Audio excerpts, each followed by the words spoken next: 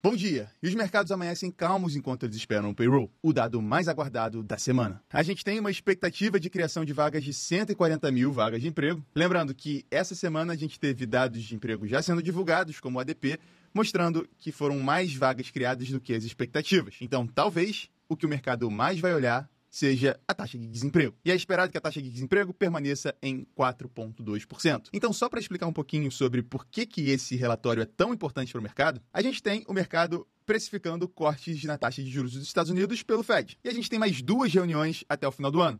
Então, a gente pode olhar aqui nas apostas da Bolsa de Chicago, que a gente tem uma taxa de juros de 4 a 5% lá nos Estados Unidos nesse exato momento. As apostas até o início dessa semana eram que no final do ano a taxa de juros estivesse entre 4 e 4,25. Isso representa 0,75 de corte até o final do ano. Só que o Fed, o Powell, vem falando que ele vai aos poucos ir cortando, e o cenário base de todos os economistas era que ele cortasse 0,50 até o final do ano. Então, para ele cortar 0,50, ele teria que cortar ou 2 de 0,25 ou uma de 0,50. Para ele cortar 0,75, o que eram que os investidores estavam apostando majoritariamente, ele teria que cortar 0,50 em alguma das 2 reuniões e 0,25 numa outra. Contudo, com os dados de emprego que já foram saindo ao longo dessa semana, foi tendo as apostas sendo ajustadas, e o cenário para o mercado base também é que tenham 2 cortes de 0,25, ficando entre 4,25 e 4,50 as taxas de juros no final do ano nos Estados Unidos. Tendo dito isso tudo, eu já acho que vai ser melhor para a reação do mercado se os dados vierem em linha.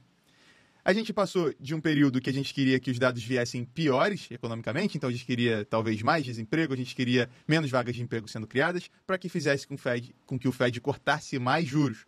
Só que agora eu acho que com já uma aversão a risco no mundo com relação às tensões geopolíticas, mais um medo maior de recessão por dados piores economicamente falando, isso talvez seja um combo meio ruim para o mercado. Então eu imagino que o mercado vai reagir melhor se os dados vierem em linha com as expectativas. Aí olha que legal esse gráfico que eu recebi aqui. Quem opera sabe, normalmente, o payroll impacta bastante nos mercados. Só que eles fizeram um estudo desde 2018 mostrando isso de fato, que o payroll é o dado que mais causa volatilidade entre todos os dados econômicos que saem da economia. Na frente de PIB, na frente de inflação, enfim.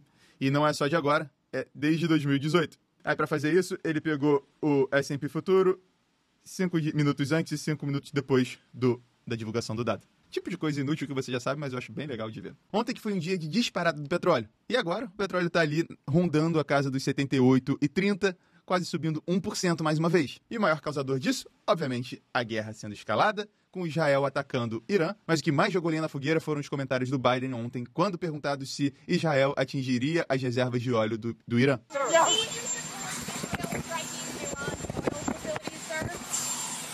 We're discussing that. I think that would be a little. Anyway. Will you let Israel retaliate? What are the plans to allow Israel to strike back against Iran? First of all, we don't allow Israel. We advise Israel, and there's nothing going to happen today. We'll talk about that later. Então, esses comentários fizeram com que o mercado ficasse preocupado com que os Estados Unidos de fato estivesse estudando junto a Israel a atacar as reservas de petróleo do Irã. E no final do dia, S&P caiu 0,17%, Nasdaq 0,04%, a gente teve Russell 2000 sofrendo mais, caindo 0,68%, novamente por conta de aversão a risco. E aí, quem que é muito impactado quando a gente tem aversão a risco? Os países emergentes. Então, o Brasil sofreu, índice Ibovespa caiu 1,38%, mesmo com Petrobras subindo e as petrolíferas subindo, com uma forte alta do petróleo, mas todos os outros setores sofreram e sofreram bem. O dólar, que subiu 0,66%, chegou a subir mais de 1% ao longo do dia, mas deu uma arrefecida e fechou só subindo 0,66%. Sentimento de aversão a risco também tomou conta dos DIs futuros, nossa taxa de juros.